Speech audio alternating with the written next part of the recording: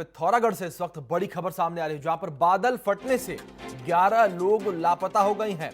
टांगा गांव के 11 लोग लापता हुए हैं, तो वहीं एक व्यक्ति के घायल होने की खबर भी जो है वो सामने आ रही है। गांव में ही फंसे हैं सभी लोग। घायलों को इलाज के लिए निकालने की जो कोशिश है लगातार जारी है। कल रात भारी बारिश से एक घर भी ध्वस्त हो गया है। इस वक्त की बड़ी खबर आपको बताएं, पिथौरागढ़ से सामने आ रही है, जहां पर बादल फटने की जो खबर है वो सामने आ रही है। तो वहीं बादल फटने की वजह से 11 लोग लापता भी हुए हैं। तो बड़ी खबर आपको बताएं कि 11 लोग जो हैं वो लापता हो गए हैं। टांगा गांव के 11 लोग जो हैं ये वो हैं जो लापता हुए हैं। तो वहीं एक व्यक्ति के घायल होने की खबर है जो वो भी सामने आ रही है। गांव में ही सभी लोग फंसे हुए हैं। बादल फटने की वजह से ये भयानक मंजर जो है गांव के लोगों को देखना पड़ रहा है। आपको बताएं कि घायलों को इलाज के लिए निकालने की जो कोशिशें हैं लगातार जारी हैं। लगातार लोगों को निकालने की कोशिश की जा रही है। कल रात भारी बारिश से एक घर भी ध्वस्त हो गया था। तो वही हमारे सहयोगी दिनेश पांडे हमारे साथ जुड़े हैं इस खबर पर विस्तृत जानकारी के साथ। दिनेश, आपसे जानना चाहेंगे कि जैसी खबर सामने आ रही है कि बादल फटने से 11 लोग लापता हो गए हैं, इस पूरे मामले पर क्या कुछ अपडेट है और राहत बचाव कार्य में कौन कौन सी टीमें इस वक्त जुटी हुई हैं? जी देखिए, पिछले 2 दिनों से सबसे ज्यादा पिथौरागढ़ जिले के मुनस्यारी क्षेत्र में बरसात हुई है और इस बरसात से काफी जान माल का नुकसान हुआ है। खासकर जो कल रात की बरसात हुई है उसमें टांगा गांव में जो है कहर बरपाया है और यहाँ बादल फटा है। अभी बताया जा रहा है कि 11 लोग लापता हैं। इसके अलावा कई ऐसे मार्ग हैं जो मुनस्यारी को मुख्य धारा से जोड़ते हैं, वो क्षतिग्रस्त हैं। और एक सबसे बड़ी दिक्कत ये है कि जो लोग घायल हैं उनको रेस्क्यू किए जाने के लिए सड़क मार्ग ही उपयुक्त है, लिहाजा वो सड़क मार्ग कई जगह पर क्षतिग्रस्त है या बंद है, तो रेस्क्यू करने में भी दिक्कतें आ रही है और कई जानमाल का नुकसान यहाँ पर अभी तक बताया जा रहा है। और एक सबसे बड़ी दिक्कत ये है कि कम्युनिकेशन में दिक्कत है, मोबाइल नेटवर्क वहाँ काम नहीं कर रहे हैं, लिहाजा अभी पूरी सूचना और अपडेट भी नहीं पहुँच पा रही है। जितनी जानकारी मिल रही है उसके अनुसार जो है दर्जनों गाँव ऐसे हैं जहाँ नुकसान हुआ है और खासकर टांगा गाँव में जहाँ अभी 11 लोग लापता हैं वहाँ पर प्रशासन पहुँचने के पूरे प्रयास कर रहा है। फिलहाल ग्रामीणों ने अपने स्तर पर जो है वहां बचाव राहत कार्य शुरू किया है। जी दिनेश, खबर तो सामने ये आ रही है कि बादल फटने से 11 लोग लापता हो गए हैं, तो वहीं एक व्यक्ति जो है वो घायल है, ये खबर सामने आ रही है।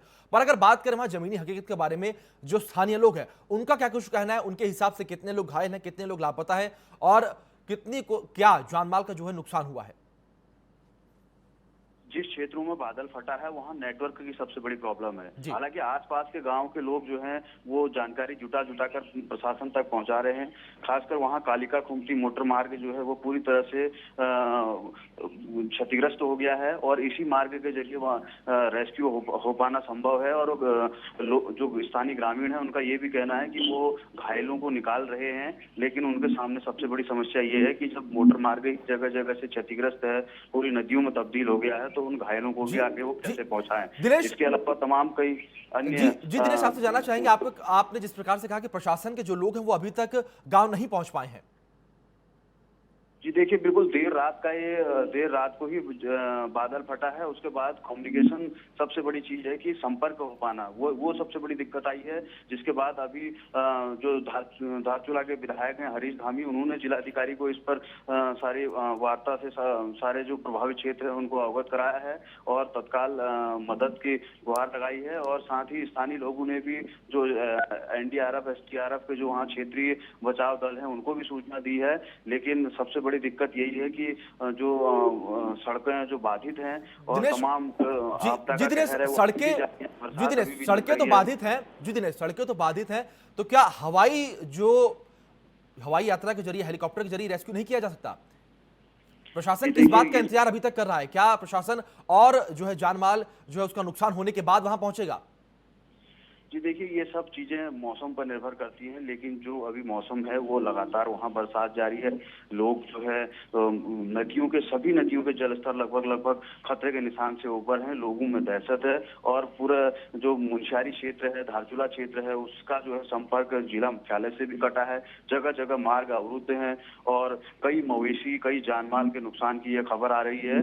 तो फिलहाल अभी धीरे धीरे जैसे जैसे तस्वीरें साफ होंगी, कम्युनिकेशन स्किल बेहतर बेहतर होगा तो ये चीजें सारी निकलकर सामने आएंगी। फिलहाल जो प्रमुख रूप से जो जानकारी आई है कि 11 लोग जो है लापता हैं, उन्हीं के लिए रेस्क्यू चलाया जा रहा है। इसके अलावा आसपास के गांवों में भी कई घटनाएं हुई हैं, कई घर जमींदोज हुए हैं, कई जगह मवेशी बहे हैं, तो ये सब तमाम सूचनाएं वहां से आ रही हैं। जी जी दिनेश, ये सारी बातें तो हो गई कि गांव में लोग 11 लोग लापता है। सड़कों के बारे में आपसे ताजा हाल जानना चाहेंगे। इस वक्त मौजूदा स्थिति क्या है? जो सड़क आप कह रहे हैं जिस प्रकार से वहां पर मलबा इकट्ठा हुआ है, आने जाने का जो मार्ग है वो बाधित हुआ है, तो इस वक्त क्या अपडेट है? कब तक ये सड़कें सही हो जाएंगी? कब आवाजाही के लिए जो अधिकारी हैं, जो राहत बचाव कार्य के लिए गांव जाएंगे, वो कब वहां पहुंच पाएंगे?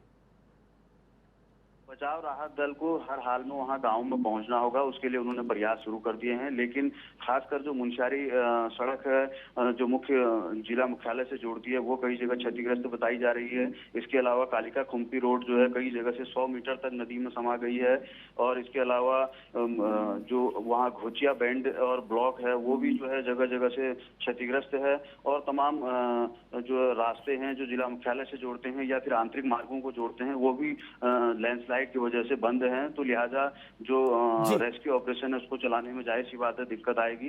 फिलहाल गांव वाले ही प्रथम मोर्चा संभाले हुए हैं और बचाव राहत कार्य चला रहे हैं। जी जी दिनेश, बहुत बहुत शुक्रिया आपका हमारे साथ जुड़ने के लिए, उन तमाम जानकारियों के लिए।